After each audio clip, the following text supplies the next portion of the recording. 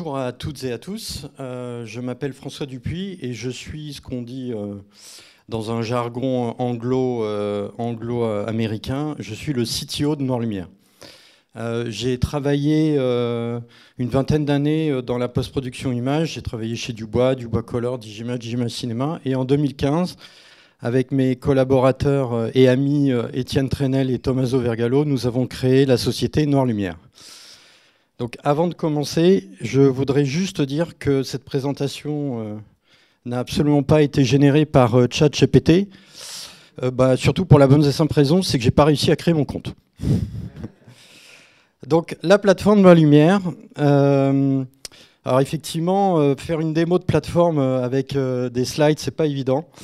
Donc je vais plutôt vous donner quelques chiffres. Donc juste pour résumer, cette plateforme permet de stocker des films, de les conserver, et on propose aux ayants droit une application qui est mobile ou sur ordinateur et qui permet tout un tas de services et du coup permet d'envoyer le film à l'autre bout de la planète, de faire des liens screeners et tout un tas de choses comme ça. Donc je vais vous donner quand même quelques chiffres. Donc nous avons créé Noir Lumière en 2015 et nous l'avons mis en production en 2017. Jusqu'à ce jour, on a à peu près 3 pétaoctets de données et de films qui sont stockés chez nous, ce qui correspond à 5418 courts-métrages. Je salue au passage mon camarade Frédéric Hugo de l'agence du court-métrage et qui m'a aussi soufflé un peu l'idée de cette conférence. Nous avons aussi 2153 longs-métrages. Donc ça, c'est les données que j'ai récupérées en début de semaine. Évidemment, ça bouge tout le temps. Nous avons 290 utilisateurs, et ce qui correspond à 152 ayants droit. Dans les derniers développements que nous avons faits fin de l'année dernière et début de cette année, on a développé un webshop qui permet du coup de vendre le matériel qu'on stocke à des ayants droit, donc à des distributeurs étrangers, ce genre de choses. On a développé une screening room donc, qui permet d'assembler plusieurs films, de faire un mini-site VOD, c'est pas tout à fait le terme, mais en tout cas dans un environnement privé. On a un générateur de clés, je reviendrai tout à l'heure, je ne sais pas si tout le monde sait ce que c'est qu'une KDM, une DKDM, c'est des clés qui permettent de déverrouiller la lecture des films dans les salles de cinéma. On a un détecteur de ratio, ça c'est pour répondre à la question, j'ai un film, mais je ne sais pas ce que c'est comme ratio. En plus, avec le numérique aujourd'hui, on a tendance à avoir des ratios assez exotiques qui dépassent de loin le cadre du scope et du 1,85. Donc c'est toujours bien de savoir exactement ce que c'est, surtout que l'info n'est pas toujours donnée. Et on a aussi, pour faciliter les migrations de données, développé un connecteur Dropbox. Et également, parce que Noir Lumière, c'est aussi un prestataire de service, on a développé une interface qui permet au client de demander des travaux et d'avoir son suivi après dans l'application. Et sans oublier, c'est un truc qu'on développe aussi chez Noir Lumière, avec la collaboration de Before Post, c'est une application qui s'appelle Delicious. Je vous invite à aller regarder ce que c'est et de contacter Before Post. C'est une application qui permet de faire du streaming de rush, aussi bien sur un tournage dans un environnement cloisonné sans connexion Internet, ou à travers le cloud. Maintenant, je vais vous parler de ce qui me touche le plus, c'est-à-dire conserver moins de données, mais des meilleures données. En fait, c'est quelque chose que j'aimerais bien arriver à développer. C'est que au sein, je le vois à travers Noir Lumière, mais je le vois de façon générale, on conserve énormément de données et, à mon sens, parfois pas des données toujours pertinentes. Donc ça, c'est le vrai sujet de la conférence d'aujourd'hui, en fait. Donc pour commencer, je vais faire un petit jeu. Dans la post-production, faut dire ce qui est, on est quand même les champions de l'acronyme. Et du coup, on ne sait pas toujours ce que c'est. Donc je vais essayer de refaire une petite mise à niveau rapidement. Donc on va commencer par le DCDM. Alors je commence, Digital Cinema Distribution Master. Ça, c'est un format de fichier qui est utilisé juste après la station d'étalonnage. On a fait le rendu. Et juste, normalement, avant la fabrication du DCP, on fabrique ce format de fichier. Donc c'est normalisé. C'est censé être du TIFF 16 bits dans l'espace de couleur XYZ. Voilà. Le DSM, Digital Source Master, ça c'est ce qui sort directement de la salle d'étalonnage. Et c'est le format de fichier rendu. Là, il n'y a absolument aucune norme, mais vous allez voir tout à l'heure qu'on peut faire des choses super intéressantes avec. Bon, l'IMF, Interoperable Master Format. Donc ça, c'est un format de fichier qui a été développé pour pouvoir faire de la masterisation et assembler tout un tas de métadonnées. Je ne sais pas pourquoi en France, on ne l'utilise pas. Alors qu'il y a plein de choses hyper intéressantes à faire. Là, je me tourne vers Anti-Nicolas. Peut-être qu'il a une réponse là-dessus.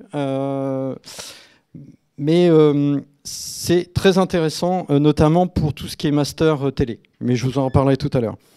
Bon, après, on va vite. DCI, Digital Cinema Initiative. Donc ça, c'est l'organisme qui a permis de créer et d'élaborer les normes autour du DCP. DCP, Digital Cinema Package. Bon, j'avance parce que sinon, ça va être trop long. IOP interopérable, parce que en fait, dans les DCP, on a deux normes. On a la norme interop et la norme SMPTE. SMPTE, ça veut dire OK. Society of Motion Picture and Television Engineers. KDM. Alors, KDM, c'est les clés qui permettent de déverrouiller l'accès à la lecture des DCP. Donc, ça veut dire Key Delivery Message. Et on a les DKDM pour les Distribution Key Delivery Message. Donc, les DKDM, ça permet non seulement de déverrouiller la lecture du DCP, mais finalement, on peut en prendre le contrôle, le modifier et le changer. SRT, alors ça c'est très drôle parce qu'on parle beaucoup dans les sous-titres de SRT, mais en vrai, ce terme vient, ça veut dire littéralement, ça veut dire Subrip, Subtitle, et c'est un terme qui a été inventé pour pirater les DVD. Donc après, il se trouve que ce terme-là a été utilisé dans le milieu professionnel, et quand on parle des sous-titres, on parle de SRT, mais en fait, il faut bien comprendre qu'à la base, on parle de piratage de DVD. XML, donc là, on parle aussi... à la base, XML, c'est Extensible Markup Language, qui veut dire, en fait, c'est un format d'organisation de données, et c'est ce qui est utilisé notamment pour les sous-titres.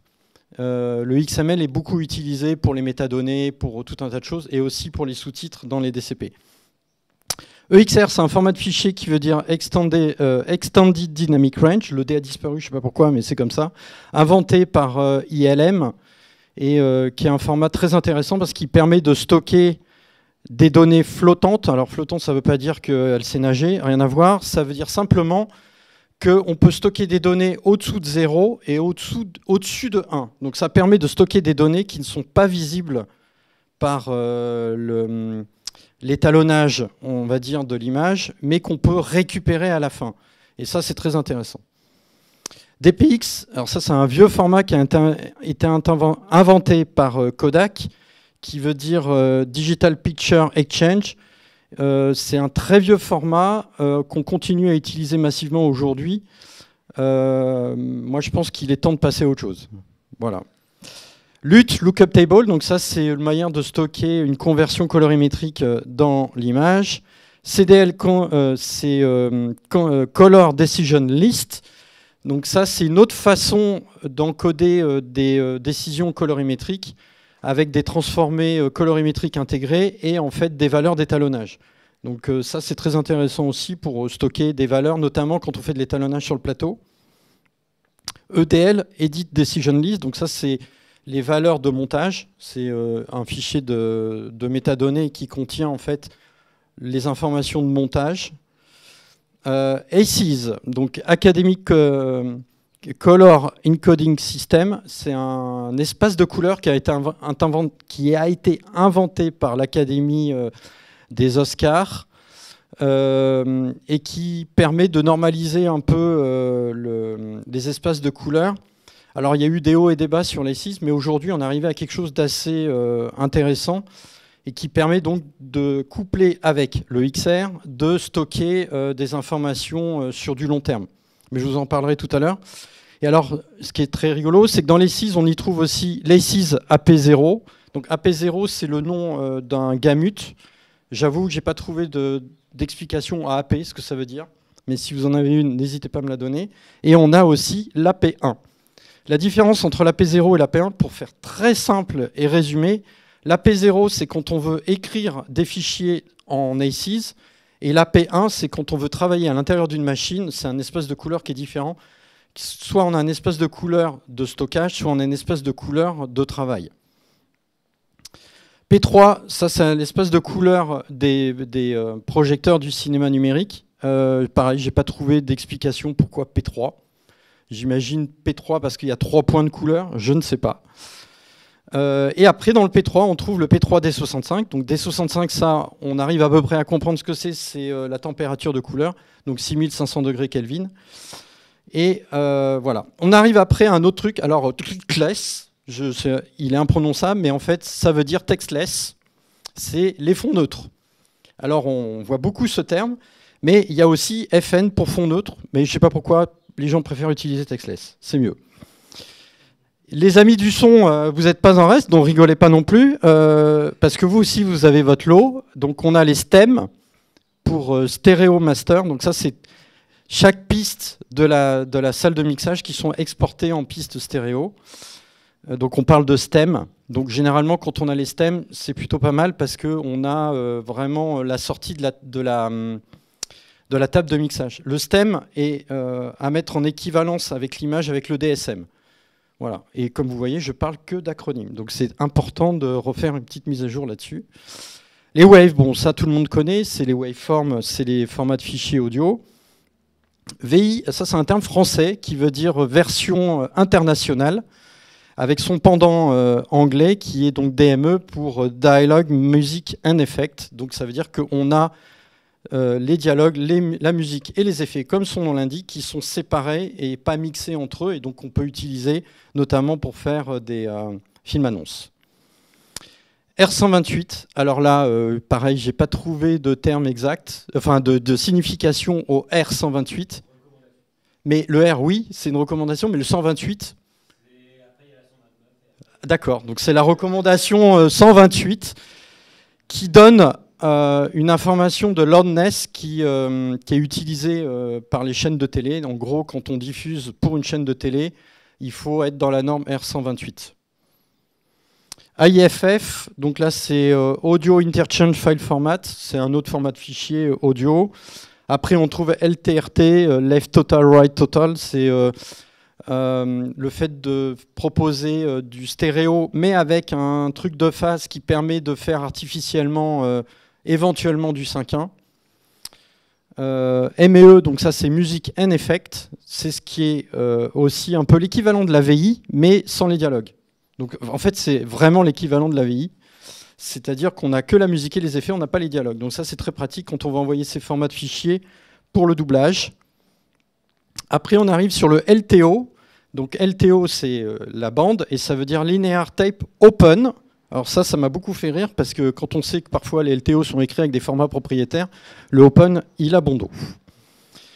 Et après, on arrive à la RT043, qui est, enfin exactement, c'est la CST RT043, qui est donc la recommandation technique pour la conservation des films pour le long terme.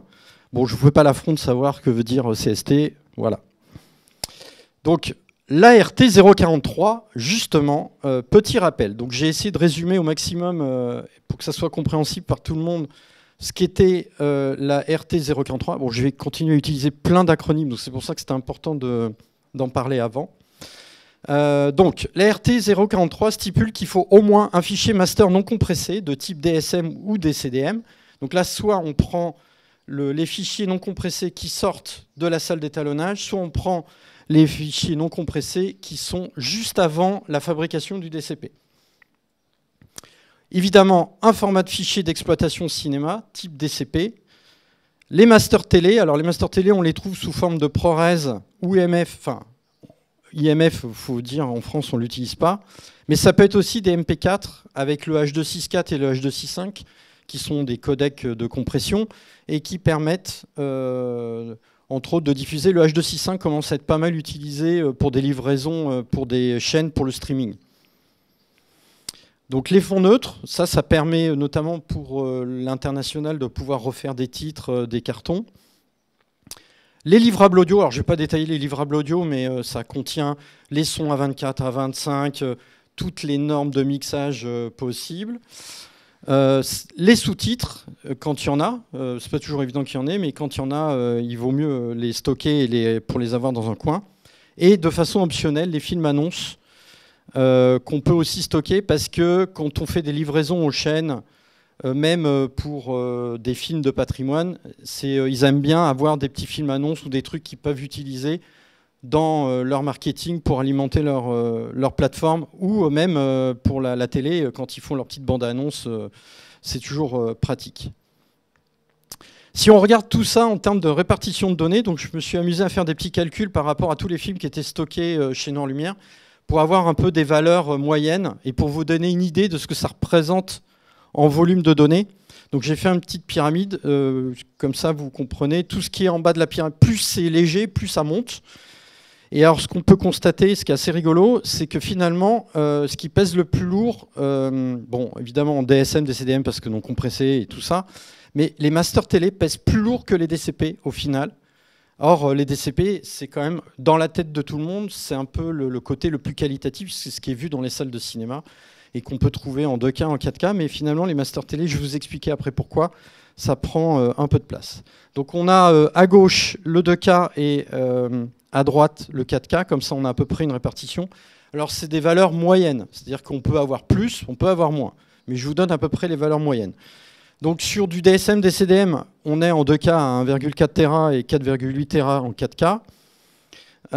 En master télé, on est à 500 Go en 2K et 1,5 Tera en 4K. Le 4K, généralement, c'est à peu près x4.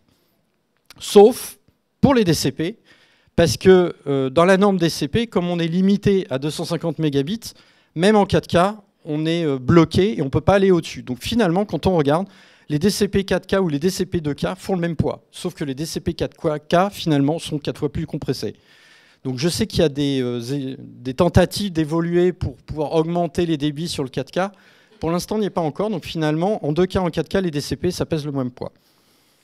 Après, on a les audios. Alors les audios, pareil, qu'on soit en 2K ou en 4K, ça ne change rien. On a toujours les mêmes audios. Donc c'est les mêmes poids, 200 Go.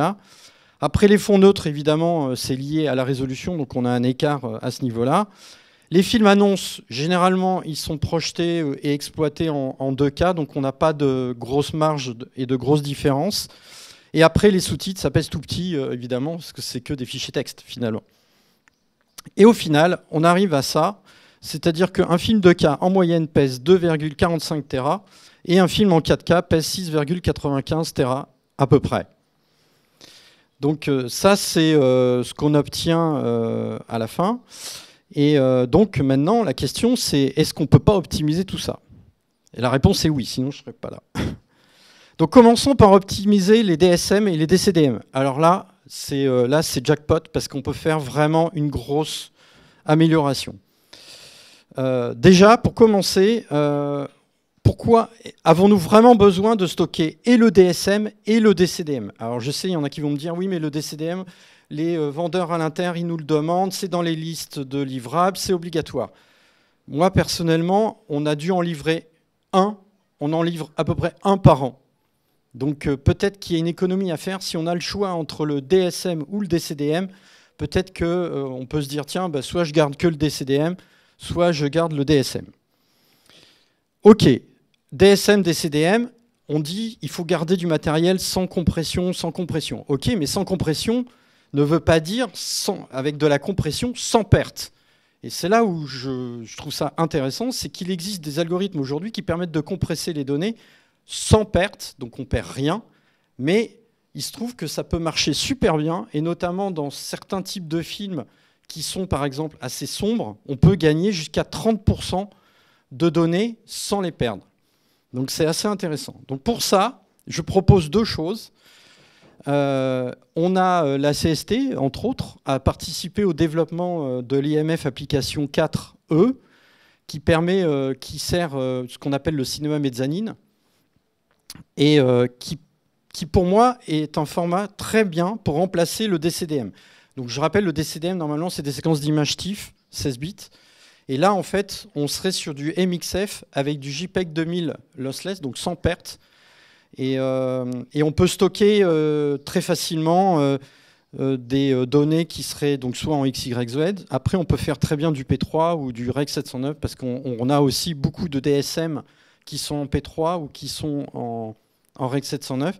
Et ce format-là, il est très pratique, ça fait du MXF, ça fait une réduction de données, pareil, entre 20 et 30%. C'est super pratique et c'est sans perte. Donc c'est vraiment intéressant. Quand on a 4 Tera de données, faites le calcul, 30%, ça vaut vraiment le coup. Et pour le DSM, on en a, et je trouve que c'est un format super bien. Dans le DSM, on pourrait faire de l'OpenEXR, normaliser A6 AP0. Donc AP0, c'est l'espace de couleur qui permet d'écrire sur disque. Et non seulement on a des données qui sont... donc si ça sort vraiment de la salle d'étalonnage, alors pour ça, il faut évidemment que la salle d'étalonnage soit configurée, comme je le dis, enfin comme j'appelle ça, en color manage, c'est-à-dire que dans l'outil d'étalonnage, on a les transformés de couleurs qui sont gérés et qui permettent du coup d'aller dans n'importe quel sens. Il faut aussi, bien sûr, pour que ça soit utile, qu'on ait en source les RAW des caméras et pas des renders qui soient déjà écrasés où on n'a pas toutes les infos. Mais quand on stocke de l'OpenEXR comme ça, non seulement on a l'étalonnage qui est labellisé, même s'il y a des luttes 3D à l'intérieur, on peut les avoir. Enfin, on a vraiment l'image définitive. Et en plus, si on nous demande une remasterisation HDR, on peut le faire directement de cet élément-là parce qu'on a toutes les données pour pouvoir le faire. D'ailleurs, généralement, les quelques films on en récupère quand même de plus en plus, heureusement, mais ces films-là, généralement, quand on les récupère, c'est parce qu'il y a eu une masterisation HDR. Donc, il y a tout un intérêt à le garder. Et donc, dans le XR, il y a 2 compressions. Il y a la zip et la PIS. C'est pas une blague, hein, c'est eux qui l'ont inventé. Après, j'ai pas vraiment fait des tests là-dessus, mais ce que j'ai compris, c'est que le zip, c'est une compression zip, comme vous connaissez, qui est à peu près polyvalente. Et le PIS, c'est un algorithme qui a été développé spécialement pour compresser des images qui ont du grain, donc qui ont de la texture qui bouge. Donc, moi, je dis que c'est quand même vachement bien pour le cinéma. Et ça permet aussi, on a un DSM d'un film en 2K qui fait 800 gigas en EXR. Et dedans, on a toutes les données. On prend une image, si on la met dessus et on commence à jouer juste pour voir avec l'étalonnage. Et on est capable de récupérer des données dans les noirs et de récupérer des données dans les blancs. Donc c'est vraiment un truc super. Je le recommande. Et en plus, encore une fois, on peut gagner jusqu'à 20 à 30%. Pour les masters télé, en fait, en gros, les masters télé, c'est surtout du ProRes. Après, j'ai du mal encore à comprendre pourquoi on reçoit autant de fichiers ProRes différents avec des mappings audio différents. Parce que, je sais exactement ce qui se passe. En fait, faut que j'explique quand même un peu. C'est que les distributeurs donnent une liste de livrables et c'est les producteurs qui sont en charge de faire cette fabrication de livrables. Et du coup, ils font tous les cas de figure. Et en plus, nos amis américains, quand ils font des listes de livrables, c'est pas pour rigoler, ils demandent 15 formats différents, avec des mappings audio différents et tout ça et tout ça. Mais au final, on se retrouve à stocker ces données-là. Et quand on nous demande de livrer une PAD, il faut toujours qu'on refasse quelque chose parce que ça correspond jamais à ce qu'on a déjà stocké. Donc, moi, je pose la question, est-ce que ce ne serait pas plus malin de garder 2 fichiers vraiment avec un mapping audio assez simple? On a les audios à côté et après, on fabrique à la demande. Donc c'est pour ça que je propose en gros 2 livrables simples, un ProRes à 24 images avec le son 5.1, 2.0 et puis le ME si on veut donc donner pour faire des livraisons à l'international, et son équivalent à 25 images, et bien sûr les fonds neutres à la fin qui sont stockés parce que c'est toujours pratique de les avoir au cas où. Pas de sous-titres dans l'image parce que pareil, on a 2 ProRes qui sont identiques, mais il y en a un qui est avec les sous-titres gravés dans l'image et l'autre sans les sous-titres. Et systématiquement, on nous demande la version sans les sous-titres. Donc finalement, cette version sous-titrée en ProRes, qui pèse quand même parfois 150 gigas, elle ne sert pas à grand-chose. Et bien sûr, si le film, il y a du doublage, il faut rajouter la VF dans les fichiers. Ça ne mange pas de pain et ça peut être utilisé facilement, notamment pour les livraisons pour les chaînes de télé. Et l'IMF dans tout ça, bien sûr, l'IMF, il existe une version avec l'application 2E, entre autres, mais il y en a plein d'autres, qui permettent de faire la même chose. Donc après, c'est du ProRes, en fait, finalement. Il y a une version qui contient du ProRes, mais c'est dans du MXF, et ça permet aussi d'encapsuler et de faire du multicanal, d'ajouter des pistes de sous-titres externes, enfin de compiler un espèce de gros container, et qui permet de fonctionner un peu dans tous les cas de figure, à 24 et à 25. Pour les livrables audio, alors il y a quelques possibilités. Déjà, il y a des trucs que je ne comprends pas toujours, moi, mais dans les audios, on reçoit les audios livrés bobine par bobine ou en continuité. Et nous, tout le matériel qu'on a, aussi bien DSM, DCDM, ce qu'on veut, tout est en une seule bobine. Donc en gros, à quoi sert le bobine par bobine? Alors, c'est un peu peut-être compliqué ou prétentieux de ma part, je ne sais pas, mais le cinéma, c'est à la base un truc qui a été développé bobine par bobine. Moi, j'aime bien que ça reste bobine par bobine. Ça a plein d'intérêt de rester bobine par bobine, notamment sur les DCP. Parce que quand on a un DCP qui est découpé bobine par bobine, du coup, quand on fait les transferts dématérialisés, ça va plus vite. Quand on fait les ingests dans les salles de cinéma, ça va plus vite. Quand on a on a moins de problèmes de corruption de données, puisque du coup, tous les fichiers sont segmentés. Et pour les calculs de hash, tout ça, ça se passe toujours mieux. Mais je ne sais pas pourquoi, on a cette tendance à transformer le DCP comme un gros ProRes. Donc en fait, on fait une seule bobine avec tout dedans. Les logos sont tout attachés. Et après, débrouillez-vous pour changer des logos, refaire des synchrosons quand nous, on a du son qui est découpé bobine par bobine et qu'on a un film en continuité. Donc moi, je pose cette question-là. Est-ce qu'il ne faut pas plutôt se mettre d'accord au niveau de la post-prod en disant « Ok, on a fait un film en continuité, on a tout en continuité, donc en fait l'audio, on le laisse en continuité, comme ça au moins, il n'y a pas de souci. » Après, je sais aussi que dans les listes de livrables, notamment pareil chez Sony, ils demandent les deux. Ils demandent les fichiers en continuité et les fichiers bobine par bobine. Mais avons-nous vraiment besoin de stocker les deux, sachant que c'est la même chose et que ça double le poids? Je pose cette question. Pareil, dans les waves, on a parfois les mêmes fichiers, une fois en multicanal, une fois en mono. Donc soit on a les pistes éclatées, soit on a un seul fichier avec tout dedans. Je ne sais pas pourquoi. Ça ne sert à rien, en fait, parce qu'on a la même chose. Et aujourd'hui, les outils sont capables très bien d'utiliser les deux formats. Il n'y a aucun souci. Donc je ne vois pas pourquoi on stockerait les deux. Là, c'est un autre truc, je ne comprends pas non plus. Le son à 24 images en R128. Donc le R128, je vous l'ai dit, c'est plutôt pour les livraisons pour les chaînes de télé, essentiellement en France. Et le 24 images, en France, on n'en fait pas. On fait que du 25. Donc je ne sais pas pourquoi on a un 24 images en R128, sachant que les plateformes prennent le son natif, parfois même ils prennent le son cinéma. Enfin, vous avez dit vous en rendre compte peut-être parce que c'est inaudible. Ils prennent un peu tout et n'importe quoi, il n'y a pas tellement de normes. Et du coup, je ne comprends pas pourquoi on a du 24 images en R128. Pareil pour le R128, je ne sais pas pourquoi on a deux normes. On a une norme française et une norme européenne et qui se bagarre sur la valeur de true peak. Là, je demande une explication. Donc ça, j'ouvre une porte. Il dit, je n'ai pas compris pourquoi on était à moins 3 dB, nous, et en Allemagne, moins 1 dB. Donc quand on reçoit un film qui est R128 allemand et qui est donc à moins 1 dB et qu'on se fait jeter par la chaîne parce qu'il n'est pas en R128, l'allemand, il ne comprend pas pourquoi il doit refaire un mix là-dessus. Donc c'est des grandes questions que je pose.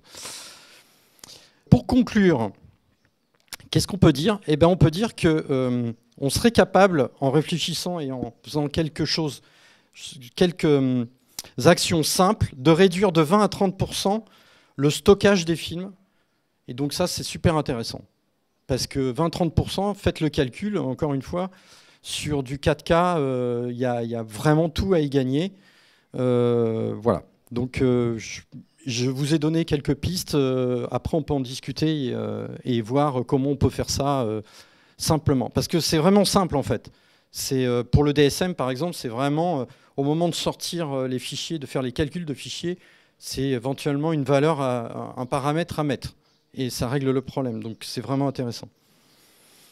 La liste des livrables, j'en ai parlé tout à l'heure. Donc, comme je vous l'ai dit, les producteurs sont en charge d'appliquer une liste de livrables qui est donnée par le distributeur ou par les studios. Et sur cette liste de livrables, il faudrait la remettre un peu au goût du jour parce qu'on y trouve encore sur certaines des livraisons de cassettes Bétanum. Je pense qu'on peut quand même tous être d'accord pour dire que le Bétanum, c'est fini. Et quand on est systématiquement obligé d'appeler pour poser la question, si c'est toujours d'actualité, évidemment, on nous répond que non, mais ça serait bien de la remettre au goût du jour et de simplifier, et pourquoi pas de raisonner sur une façon de fabrication à la demande. Parce que là, on est plutôt sur une fabrication au cas où. Et peut-être on devrait stocker du matériel plus pérenne et de se dire, OK, on peut, avec ce matériel-là, jouer au Lego et fabriquer ce qu'on veut à la demande. Et ça peut être intéressant. Et après, on peut se poser la question sur quelle sera la remasterisation du futur. C'est-à-dire, on stocke toutes ces données pour du long terme. Et on peut quand même se dire, dans 30 ans, 50 ans, ces données, qu'est-ce qu'elles vont devenir? Bon, évidemment, quand on voit tous les progrès faits avec l'intelligence artificielle, on peut quand même se dire qu'il y a plein de possibilités et que finalement, les données qu'on stocke, on sera toujours capable de les remasteriser de la meilleure façon que ce qu'on a fait il y a 100 ans, où là, on partait d'un format un peu plus dégradé. Après, on charge à nous à conserver ces données numériques dans le temps, et surtout de faire attention à ne pas les perdre.